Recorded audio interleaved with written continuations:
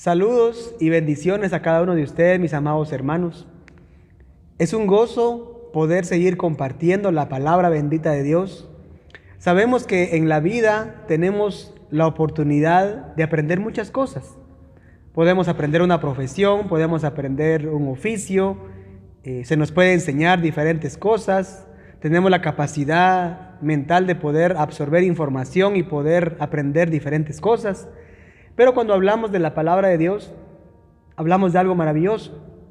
Hablamos de aquel libro que vino a revelar el por qué Dios trajo al hombre a esta tierra, el por qué Dios creó la tierra, preguntas que solamente la Biblia puede contestar. Entonces, importante es que nosotros tenemos la oportunidad de poder predicarla y usted tiene la oportunidad de poder recibir la palabra. Recibámosla con gozo, recibámosla con agradecimiento. Y esto lo digo para motivar a cada uno, para que usted no menosprecie de alguna manera la palabra. Ciertamente los que servimos, los que predicamos, y hablo a nivel mundial, sé que no lo sabemos todo ni lo conocemos todo.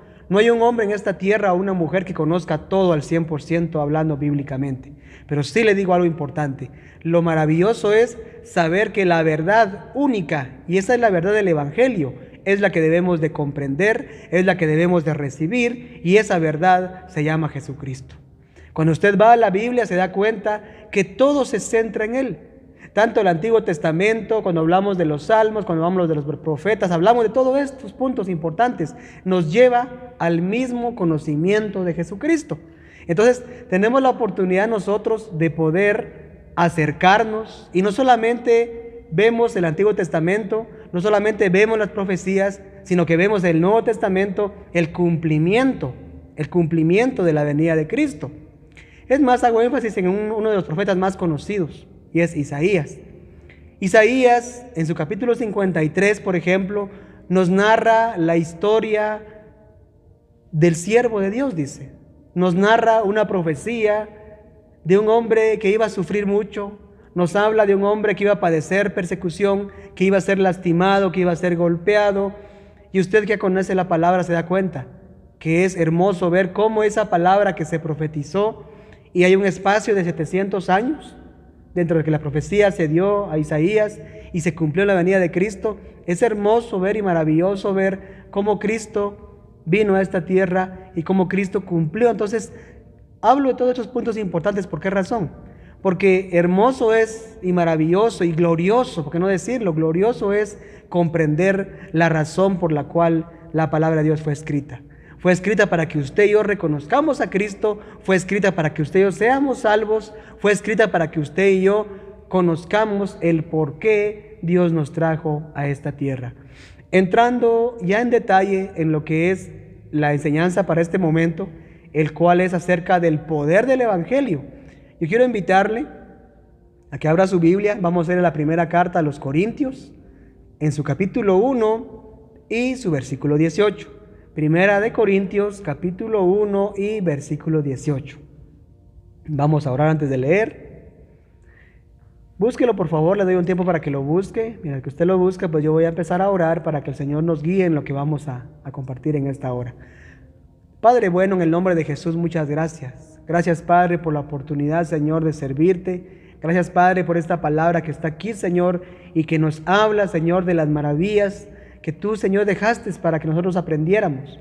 Usa mi vida una vez más, Señor, y bendice a los oyentes, Padre, en cualquier lugar donde tu palabra vaya a llegar, Señor, bendice a los oyentes, auxilia, Padre mío, por favor, a todo el necesitado, y salva las almas sobre todo, Señor. Es la petición más grande que te puedo hacer. Salva las almas por medio de tu palabra y por medio de todas las formas y medios que tú usas, Señor, para salvar las almas que serán salvas, Padre mío. En el nombre de Jesús, Señor. Amén. Gracias. Dice el 18 de Primera de Corintios: porque la palabra de la cruz, hablando el apóstol Pablo, dice, es locura a los que se pierden, pero a los que se salvan, esto es, a nosotros, es poder de Dios. 19 dice: pues está escrito, destruiré la sabiduría de los sabios y desecharé el entendimiento de los entendidos. Versículo 20 dice, hay una pregunta que se hace, dice, ¿dónde está el sabio? ¿Dónde está el escriba? ¿Dónde está el disputador de este siglo? No ha enloquecido Dios la sabiduría del mundo. Tengámonos acá. Si revisamos nuevamente el 18, que es mi punto de partida, vemos que dice, porque la palabra de la cruz es locura a los que se pierden. Mi amado oyente, mi amado hermano y hermana, acá el apóstol Pablo está instruyendo a los corintios. El pueblo de Corinto fue una ciudad, fue un pueblo bastante asediado por mucho pecado. Y usted revisa todo esto, se da cuenta que realmente fue algo admirable lo que Dios hizo. Porque a pesar de que los corintios eran personas que estaban muy entregadas a muchas cosas malas, el Señor ahí fundó una iglesia, los llenó de dones. Y acá tenemos las cartas que se escribieron en aquel tiempo. Entonces, ¿qué significa esto? Primeramente que el Señor, al quien Él le pone el ojo para rescatarle, para perdonarle, no importa dónde esté sumergido, no importa en qué clase de pecado pueda estar, cuando Cristo se propone rescatar a través de su Espíritu y su palabra un alma, no hay nadie que lo detenga. Si usted me escucha y está preocupado porque ha hecho muchas cosas malas, yo le tengo que decir algo importante. Venga a Cristo. Él es el propiciatorio, según la palabra del sacrificio, fue hecho por Él. Él es la propiciación por todo pecado. Él pagó el pecado por todos aquellos que a Él se acercan con corazón contrito y humillado. Entonces, por esa razón, Pablo acá escribe y le dice a los corintios que realmente la palabra de la cruz, hablando de la crucifixión de Cristo, porque Pablo y los demás apóstoles, Pedro y todos hablaban acerca de un Cristo que fue crucificado, la palabra de la cruz, y que ellos testificaban que así como murió, también al tercer día resucitó. Esto se requiere de fe para que usted y yo lo creamos. Ciertamente nosotros vamos a la Escritura y no vemos físicamente nada. No tenemos una fotografía acá, no podemos encontrar una fotografía en la cual nos digan, miren, esta es la foto cuando el Señor resucitó, sino que esto se hace por fe. Por fe llegamos a creer. Por esa razón dice que a los que se pierden esto es locura. La gente piensa que uno quizá le falta algo, ¿verdad? Acá arriba, porque usted cree en Cristo, porque usted, aunque no ve nada físicamente, sigue creyendo que el Evangelio es el poder de Dios, porque usted sigue firme y sigue usted creyendo en que realmente Dios hace la obra de restaurar, de perdonar, de rescatar al hombre, a pesar de que no vemos nada. Esto, le digo, es un punto que cualquiera podría decir que algo falta acá arriba. Por eso dice que es locura a los que se pierden. Pero dice a los que se salvan, gocémonos por ello. Esto es a nosotros, es poder de Dios. Por eso le decía, para esta oportunidad, el título es el poder del Evangelio.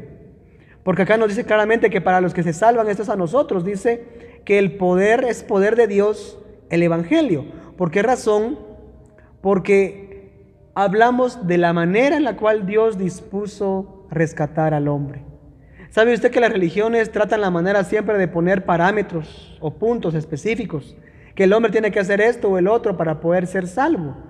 Pero recordemos que no es el hombre el que elige la forma de ser salvo. Es Dios el que establece la forma de ser salvo. Y Él estableció un camino, Él estableció una puerta y la puerta es Jesucristo. Siempre hago énfasis en Él. ¿Por qué? Porque he sido enviado a hablar acerca de la salvación, he sido enviado a hablar acerca de la forma o la manera en la cual Dios dispuso salvarnos. Entonces, por esa razón aquí Pablo dice que para nosotros es poder de Dios.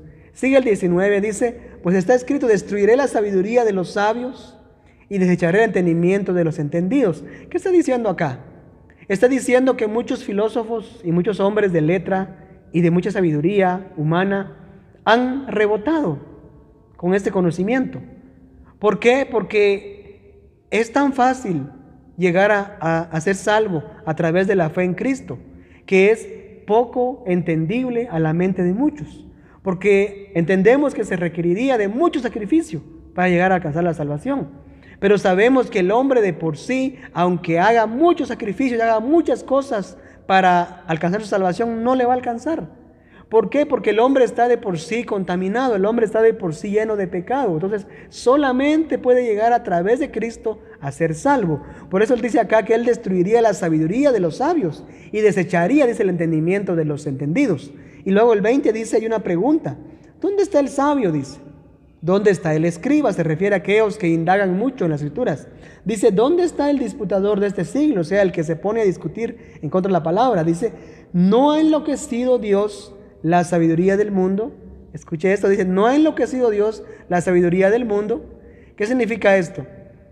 Que Dios, cuando su palabra habla y su palabra llega al corazón del hombre y la mujer, realmente es algo que produce un choque, produce un cambio de vida también, produce algo especial, algo diferente, que uno tiene que experimentarlo realmente para poder testificarlo.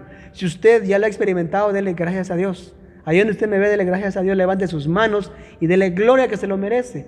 Y si usted no ha tenido el encuentro con Cristo, es tiempo, es hora para que usted diga, Señor Jesús, yo quiero conocerte. Yo sé que tú no eres religión, tú no eres una letra, nada más tú eres la vida, y la vida eterna está en Cristo.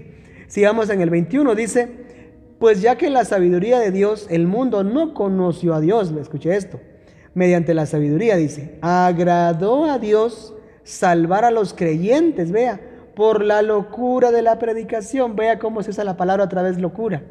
Está diciendo que Dios dispuso a través, dice, de la predicación hacer al hombre salvo. Dios dispuso hacerlo de esta manera. Por esa razón, cuando Pablo predicaba, y tiene muchas cartas que él escribió, a él lo tildaban a veces de loco. Y él decía, ¿ustedes creen que estoy loco? Pues tolérenme un poco de locura, decía él. Pero yo sé en quién he creído. Él testifica que a él se le apareció el mismo Cristo, según Hechos capítulo 9. Cristo se aparece, se manifiesta a él y le hace ver que él es el mismo al cual crucificaron, pero es el mismo que se levantó de los muertos. Entonces, por esa razón acá nos dice nuevamente que Dios dispuso salvar a los creyentes por la locura de la predicación.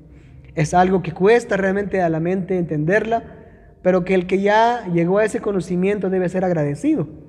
Debe seguir adelante. ¿Por qué? Porque sabe que lo que tiene no es un conocimiento humano puramente, sino que es un conocimiento que viene de lo alto, es un conocimiento para conocer quién es Cristo, es un conocimiento para aprender nosotros de quién dependemos, de quién depende nuestra vida. En todo lo que el mundo está atravesando y hemos atravesado, usted y yo tenemos que estar seguros de quién depende nuestra vida. Han habido dificultades, usted sabe, el mundo entero entró en una depresión económica, cuántos empleos se perdieron y muchas cosas que usted ya sabe. Pero en medio de todo eso, usted y yo sabemos que nuestra esperanza sigue viva, porque nuestra esperanza es el mismo Jesucristo y seguimos perseverando en su santo evangelio. Dice el 22, porque los judíos, hablando del pueblo de Israel, dice, piden señales, y los griegos buscan sabiduría. Vean dos puntos importantes. Dice que los judíos piden señales. Cuando Pablo llegaba a predicar a los lugares, la gente lo que quería ver era que un cojo caminara, querían ver que un ciego pudiera ver, querían ver cosas como esas para poder creer. Y el Señor, claro que lo hace, pero no es tanta la razón de un milagro, sino que es el creer en el Evangelio y su palabra. Entonces, recuerdo, y sin que lo leamos, solo se lo voy a contar, el relato de un hombre cuadraplégico, dice la Biblia, un hombre paralítico, de ambas piernas y de ambos brazos, el cual por unos amigos era llevado, dice la Biblia, y ellos pretendían llevarlo delante del Maestro Jesucristo para que él le sanara. Pero había tanta aglomeración en esa casa, había muchas personas, que ellos dispusieron, dice, romper el techo y bajarlo con unos lazos. Y la Biblia dice que cuando este enfermo está frente al Señor Jesús, el Señor le dice lo siguiente. Le dice, hijo, tus pecados te son perdonados. Ciertamente esto no impactó mucho, les cuento, a las personas. Más bien hablaron mal, dijeron, ¿quién puede perdonar pecados sino solamente Dios? Este hombre hace blasfemia, dice, porque estaba perdonando pecados. Pero la gente no se maravilló más de eso. Pero he preguntado en varias oportunidades, he compartido la palabra en muchos lugares, y digo, realmente lo más grande había sucedido ya. Porque ciertamente el hombre seguía enfermo, el hombre seguía paralítico, pero lo más hermoso ya había pasado. ¿Sabe por qué? Porque más que ese hombre se levantara de su condición, que no podía caminar, lo más hermoso había pasado. ¿Por qué? Porque sus pecados le habían sido perdonados. Vea cómo es diferente la forma en que el Señor habla y obra. Entonces, esto lo digo porque acá Pablo dice que los judíos piden señales, ellos pedían todo esto. Pero ciertamente, y termino la historia, ¿verdad?, que estoy relatando, que este hombre al final alcanza también la sanidad de su cuerpo. Él dijo para que vean que el Hijo del Hombre tiene potestad para perdonar pecados y para sanar. Dice, también le dijo a este hombre, levántate, toma tu lecho y vete a tu casa. Y cuando pasó eso la gente se asombra, ¿verdad? ¿Por qué? Porque la gente siempre quiere ver algo físico. Pero recuerde usted, mi amado hermano y hermana, que ciertamente lo más hermoso se está construyendo aquí adentro. Y que la gente tiene que ir viendo el cambio en la vida suya. Pero lo más hermoso ya se inició desde que Cristo nos rescató, desde que Él vino a nuestra vida, salvó nuestras almas y nos perdonó de pecados. Desde ahí Él hizo la obra más maravillosa que nadie más puede hacer. Solo Cristo, a través del poder del Evangelio, pudo rescatar nuestras vidas, pudo darnos una vida nueva, pudo ayudarnos, hasta hoy día nos sigue ayudando para que nuestra vida realmente vaya evolucionando, esta palabra, que nuestra vida vaya progresando, quiero decir, nuestra vida vaya mejorando día con día. Entonces vemos esto. Luego sigue diciendo, el 22, que los judíos piden señales y los griegos buscan sabiduría. El hombre siempre busca una sabiduría tan extensa, por eso le digo, las religiones buscan el aprender muchas cosas, y esto bíblicamente no es malo, pero lo central debemos de tener la verdad ahí segura, y la verdad centralmente es conocer a Cristo.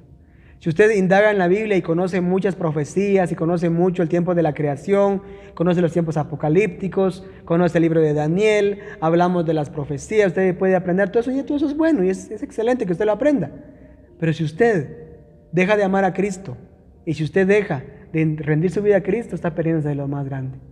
Recuerde usted cuando analizamos las 7 iglesias a que se les da un mensaje en Apocalipsis capítulo 1, 2 y 3, ciertamente nos habla acerca de la condición de alguna de ellas, que aunque aprendieron mucho y tenían cierta sabiduría, pero dejaron lo más grande, que es amar al Señor Jesús, santificarse para Él y amarlo con todo el corazón, porque hemos sido llamados como pueblo de Dios a amar a Cristo con todo nuestro corazón, con toda nuestra fuerza, con toda nuestra mente, con toda nuestra alma, y luego dice también hacia nuestro prójimo como a nosotros mismos. Sigamos leyendo, por favor.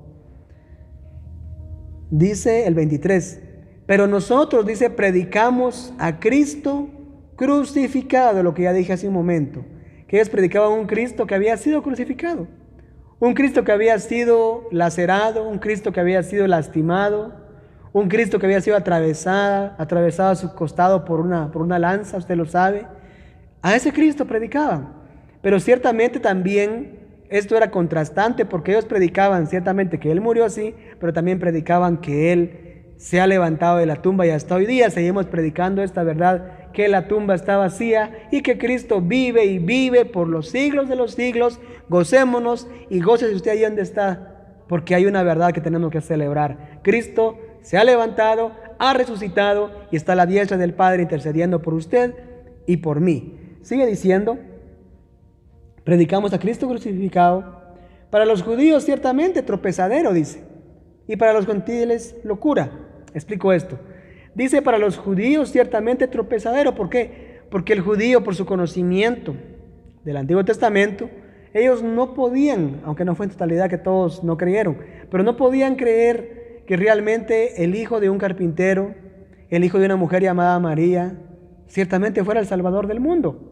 Para ellos esto fue algo que no cabía. ¿Cómo es que el Hijo de Dios vino de esa manera a manifestarse? ¿Cómo fue que nació en un pesebre? ¿Cómo pudo ser todo esto? Esto ciertamente, le digo, por eso los judíos dicen que para ellos era tropezadero. Y por ello no recibían la palabra de Pablo tan fácil, sino que le probaban y muchos le acusaban de que era un hereje, que él predicaba en contra de la ley de Moisés.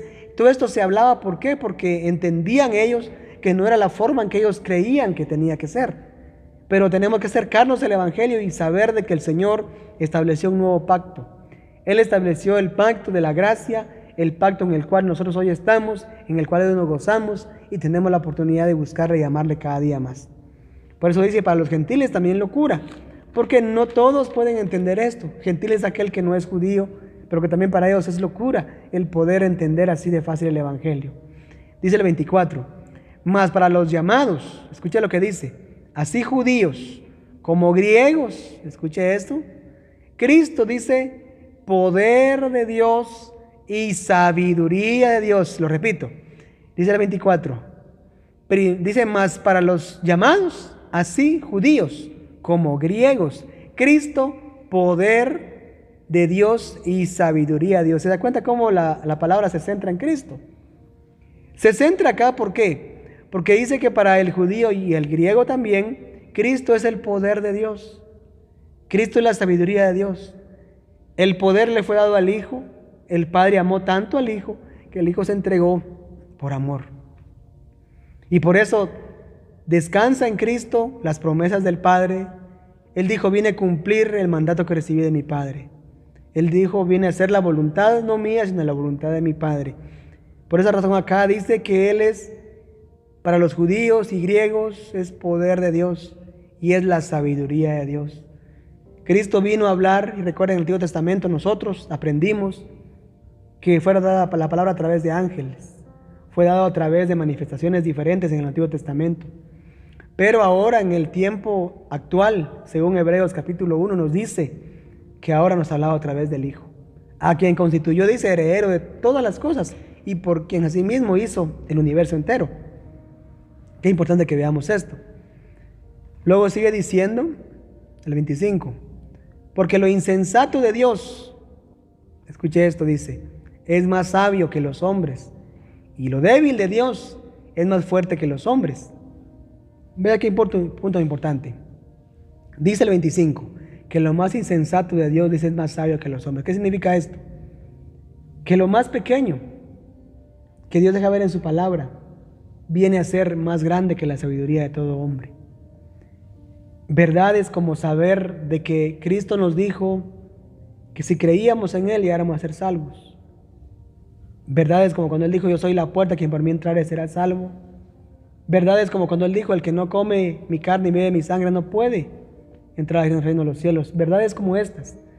Palabra que realmente le digo, para muchos realmente esto no puede ser tan contrastante, tan grande a la vida, solo quizás un concepto para muchos, pero para aquel que ha creído, realmente es Cristo la sabiduría de Dios, es Cristo la fortaleza de Dios y es la forma en la cual el Hijo de Dios se manifestó a este mundo.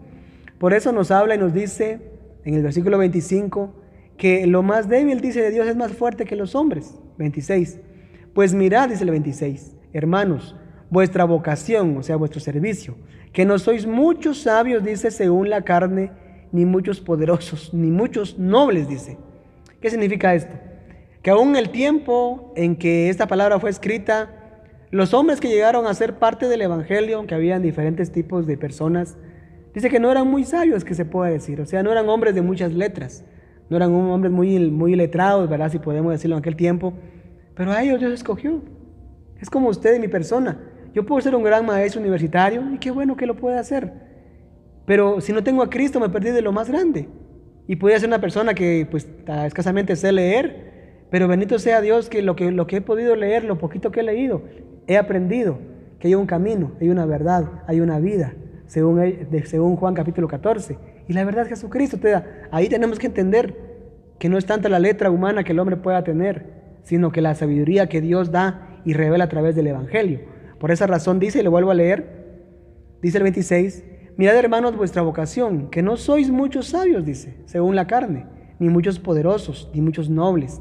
27, ahí lo aclara más, sino que a lo necio del mundo, vea cómo nos llama, escogió Dios, dice, para avergonzar a los sabios. Y lo débil del mundo, mire esto, escogió Dios, dice, para avergonzar a lo fuerte. ¿Se da cuenta? Dios estableció poner a hombres y mujeres que quizá nunca hubieran logrado entender muchas cosas, pero a ellos se reveló, es como usted y yo. Dios nos dio entendimiento para que hoy le creamos, para que hoy le sirvamos, para que hoy le prediquemos. Seamos agradecidos por eso. Él puede escoger a mucha gente más. Hay millones que Él puede haber llamado, pero lo escogió a usted, recuerde. Me escogió a mí. Démosle gracias, sirvámosle, amémosle y busquémosle todos los días. Mientras tengamos la oportunidad de buscarle en esta tierra, hagámosla, hasta que el tiempo llegue en el cual no vamos a poder hacerlo, pero mientras podemos, hagamos todo lo posible por buscar el rostro de nuestro Dios. Dice el 28, y lo vil del mundo y lo menospreciado escogió Dios, y lo que no es para, dice, deshacer lo que es. Vea, ahora somos hijos de Dios, escogidos. ¡Qué maravilla! Podemos todas las noches reposar y sabiendo que tenemos promesas.